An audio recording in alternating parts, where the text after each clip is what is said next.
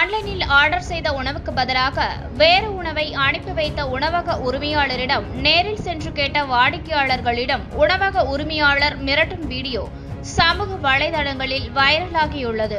90 ரூபாய் மதிப்புள்ள பிரியாணிக்கு பதிலாக 40 ரூபாய் மதிப்பிலான பரோட்டாவை கொடுத்துவிட்டு உணவக உரிமையாளர் எங்கு வேணாலும் சொல்லுங்கள் என்று கூறி கடையில் இருந்த ஊழியர்கள் வாடிக்கையாளர்களிடம் தொடர்ந்து வாக்குவாதத்தில் ஈடுபட்டனர்.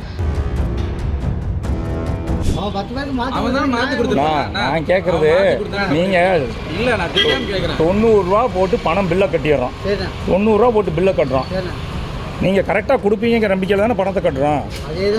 நீங்கள் வீடியோ ரெக்கார்டு தானே பண்ண போகிறேன். ஏன் பண்ணணும்? ஏன் பண்ணக்கூடாது? நீங்கள் இது மாதிரி எத்தனை பேருக்கு பண்ணியிருப்பீங்க? காசு கொடுத்தவன் நான் அதைத்தான் சொல்கிறேன். அண்ணா பண்ணத்தானே செய்வேன். காசு என்னோட காசு.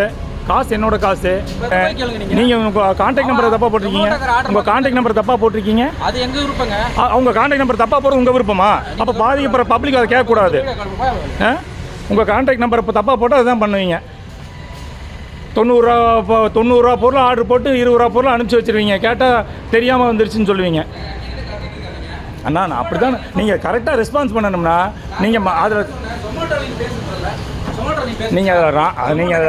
நீங்கள் நம்பரே ராங் நம்பரை போட்டு அதான் இப்போ முடிஞ்சா பண்ணுங்கன்னு சொல்கிறேன். செல்லை தூக்கி முடிஞ்சா பண்ணுங்கன்னு தான் சொல்கிறேன். முடிஞ்சா பண்ணுங்கன்னு சொல்கிறேன். நான் முடிஞ்சா நீங்கள் பண்ணுங்கன்னு தான் சொல்கிறேன்.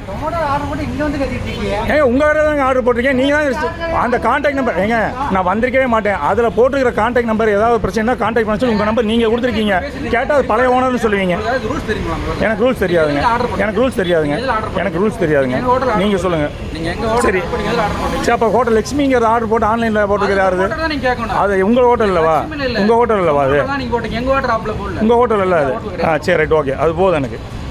ஜொமேட்டோ, ஸ்விக்கி போன்ற பிரபலமான செயலிகளின் மூலம் ஆர்டர் செய்தால் உணவுகள் தரமாகவும் நேர்மையாகவும் வந்து சேரும் என்ற நம்பிக்கையை இதுபோன்ற தரமற்ற உணவகங்களின் செயல்பாடுகள் வீணாக்கி விடுவதாக பொதுமக்கள் தெரிவித்து வருகின்றனர்.